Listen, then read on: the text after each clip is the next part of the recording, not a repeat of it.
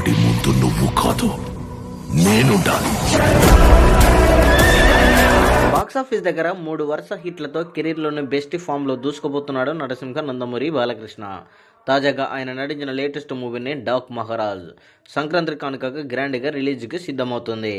అయితే ఈ సినిమాకు సంబంధించి ట్రైలర్ను రిలీజ్ చేశారు అమెరికాలో. అయితే ఈ యొక్క ట్రైలర్ యొక్క రివ్యూ మనం గమనిస్తే, ట్రైలర్లో బాలయ్య షాట్స్ కేక పుట్టిస్తే విధంగా పాటల పరంగా యావరేజ్ మార్కులు దక్కించుకున్న తమన్ ట్రైలర్ విషయంలో బ్యాక్గ్రౌండ్ స్కోర్ను ఒక రేంజ్లో కుమ్మేసి ఫుల్ మార్కులు కొట్టేశాడు.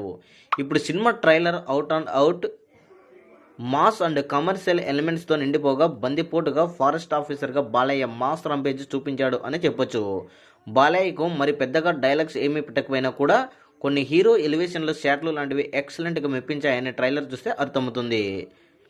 ఫారెస్ట్ సంపదని చేజిక్కించుకుని చూసే విలన్ బాబీ డియోల్ గ్యాంగ్ ప్రజలను హింసిస్తూ ఉంటాడు. వాళ్ళని కాపాడే బాధ్యత డాక్ మహారాజ్ తీసుకుంటాడు. కట్ చేస్తే ప్రజెంట్ టైంలో ఫారెస్ట్ ఆఫీసర్ అయిన హీరోకి వచ్చినటువంటి సమస్యలను బాలయ్య ఏ విధంగా ఛేదించాడు అనేది సినిమా చూసి తెలుసుకోవాల్సిందే. మొత్తానికైతే చూసుకుంటే ట్రైలర్ చాలా ఎక్స్ట్రాడినరీగా ఉంది అని అయితే మనము స్పష్టంగా చెప్పొచ్చు. మరి ట్రైలర్ చూస్తుంటే మీ యొక్క అభిప్రాయాన్ని కామెంట్ కూడా తెలియజేయండి.